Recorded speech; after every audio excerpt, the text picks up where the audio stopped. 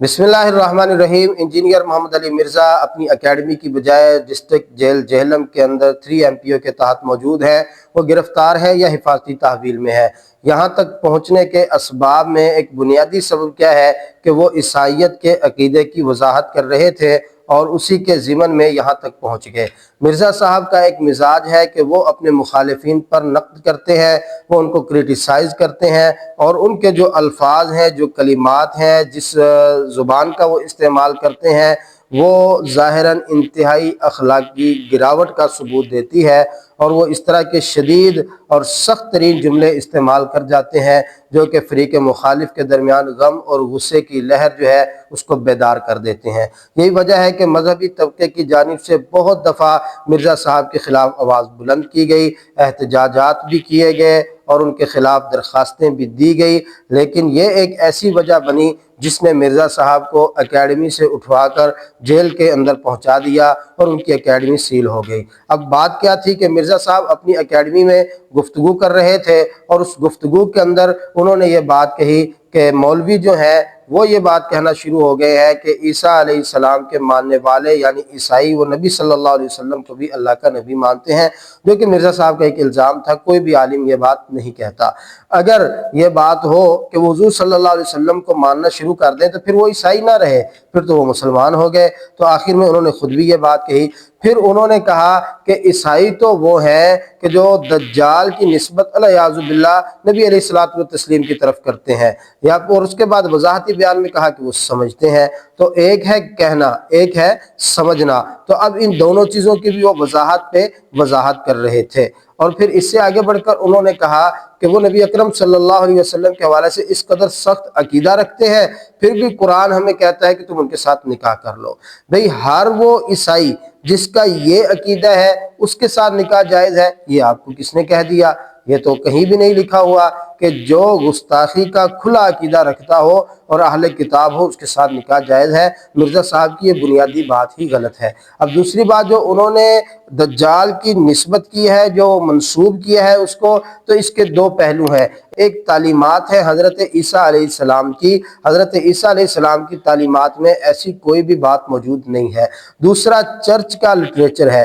Church کا جو literature ہے جو پبلش ہوا اور بر صغیر کے اندر بھی اس کو پھیلایا گیا، ڈاکٹر تارا چند اور اسی طرح دیگر عیسائی جو مورخین ہیں انہوں نے اپنی کتابوں میں اس کا تذکرہ بھی کیا، تو انہوں نے اس طرح کے کلمات کہے اور اس طرح کی زبان انہوں نے استعمال کی، اور اس چیز کو حضور صلی اللہ علیہ وسلم کی طرف منسوب کرنے کی کوشش کی گئی۔ لیکن یہ بعد میں چرچ کے خود ساختہ نظریات ہیں جو چرچ نے خود تیار کیے ہیں، لیکن ہر عیسائی کا عقیدہ یہی ہو یہ بات تو ضروری نہیں ہے۔ جیسے کہ کمیونٹی کی طرف سے تردید آئی ہے کہ جی ہم اس طرح نہیں سمجھتے، نہ ہم اس طرح کہتے ہیں، نہ ہمارا یہ نظریہ ہے، نہ ہماری یہ سوچ ہے، نہ ہم اس بات کے قائل ہیں۔ اب انہوں نے وضاحت دے دی، لیکن مرزا صاحب اپنی لفاظی، اپنی زبان درازی کی وجہ سے وہ پھنس گئے کہ پھر انہوں نے بار بار انہی الفاظ کو استعمال کیا۔ آپ کو کیا ضرورت ہے ان کلمات کو استعمال کرنے کی؟ آپ کو کیا ضرورت ہے ان الفاظوں کو دہرانے کی؟ آپ کو کیا ضرورت ہے بار بار اس کے اوپر وضاحتی بیان جاری کرنے کی؟ آپ کو چاہیے تو یہ تھا کہ اگر میرے ان جملوں سے کسی کو تکلیف ہوئی ہے، دل آزاری ہوئی ہے، تو میں اس کے اوپر معذرت کرتا ہوں، تو بات ختم ہو جاتی۔ اگلی بات یہ ہے کہ گستاخ رسول کب کہا جائے گا، کسے کہا جائے گا، یہ انتہائی نازک مسئلہ ہے۔ دیکھیں کسی بھی شخص کو بنا شواہد کے آپ گستاخ نہیں کہہ سکتے۔ ایک ہماری سوسائٹی ہے، ایک ہماری سوسائٹی کی سوچ اور فکر یہ بن چکی ہے کہ کوئی شخص جو ہے وہ غلطی سے بھی اگر اس کی زبان سے کوئی کلمات نکل جاتے ہیں تو ہم اس کی طرف بھی گستاخی کے فتوے دینے کے لیے دوڑ پڑتے ہیں۔ یہ بڑا ہی نازک مسئلہ ہے، اس میں دیکھا جانا چاہیے کہ ایک شخص کس ڈائمنشن میں بات کر رہا ہے اور وہ کیا کہنا چاہ رہا ہے۔ آیا وہ جو کہہ رہا ہے کیا وہ سمجھ بھی رہا ہے کہ میں کیا کہہ رہا ہوں؟ تو مرزا صاحب نے جو کہا، ان کا کہنا اور ان کا سمجھنا، یہ دونوں چیزیں سامنے رکھنی چاہیے۔ اس کی بنیاد پر ہم کوئی کفر کا فتویٰ یہ تو نہیں کر سکتے، لیکن اس سے ہمیں یہ سبق ضرور ملتا ہے کہ جب انسان اپنے ناقدین کے خلاف سخت زبان استعمال کرتا ہے اور ایک گری ہوئی زبان استعمال کرتا ہے تو وہ زبان کبھی نہ کبھی اس کو خود ہی پھنسا دیتی ہے، جیسے کہ مرزا صاحب پھنس چکے ہیں۔ اب اگلی بات یہ ہے کہ 3 MPO کیا ہے؟ 1960 में एक ऑर्डिनेंस पास हुआ जिसको MPO 3 का नाम दिया गया। MPO 3 क्या है? Maintenance of public order. इसके तहत डिप्टी कमिश्नर या हुकूमत किसी भी बंदे को इस वजह से हिफाजती तहवील में ले लेती है कि वो अमन आमा के लिए एक ख़तरा होता है, यानी उसकी वजह से कोई इंतशार फैल सकता है, उसकी वजह से मुआशरे के अंदर लड़ाई झगड़ा फितना और फसाद फैल सकता है।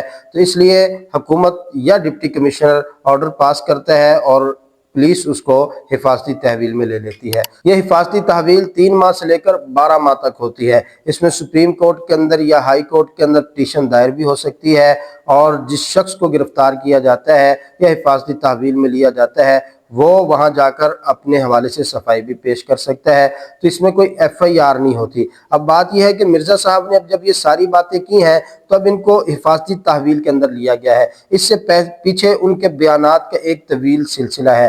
तो अगर NCCI या साइबर क्राइम पहले से ही इन चीज़ों के ऊपर गिरफ्त करे, कोई भी वो शख्स है, उसका किसी भी मज़हब से ताल्लुक़ हो, किसी भी फ़िरके से ताल्लुक़ हो, जो किसी भी मज़हब की मुक़द्दसियात जो है, मुक़द्दस शख्सियात, उनके ऊपर अगर कोई वो गलत ज़ुबान के हवाले से इस्तेमाल करता है तो साइबर क्राइम को एक्शन लेना चाहिए। अगर ये एक्शन शुरू ही से लिया जाता या मिर्ज़ा साहब अपनी ज़ुबान का इस्तेमाल इस्लाम के जो अखलाकी क़वानीन हैं, जो इस्लाम का रूल ऑफ लॉ है, उसके तहत इस्तेमाल करते तो शायद उनको आज ये दिन न देखना पड़ता। तो इससे हमें यही सबक मिल रहा है कि हमें सोच समझ कर बात करनी चाहिए और सोच समझ कर अपनी ज़ुबान से अल्फाज निकालने चाहिए। तो नाज़रीन, ये वो हक़ाइक़ हैं जो हमने आपके सामने रखे हैं। तो व्यूज़ के चक्कर में गलत तशरीहात करना या गलत तरीके से बात को पेश करना ये इंतहाई बुरी बात है। हकीकत ही हमें सामने रखनी चाहिए और हमारा मुआशरा झूठी खबरों के फैलाने की वजह से ही आज अखलाकी गिरावट का शिकार है। तो हम हक़ाइक़ के साथ जुड़ें और जो हमें हक़ाइक़ हम तक पहुँचा रहे हैं उनके साथ हम वाबस्ता हों।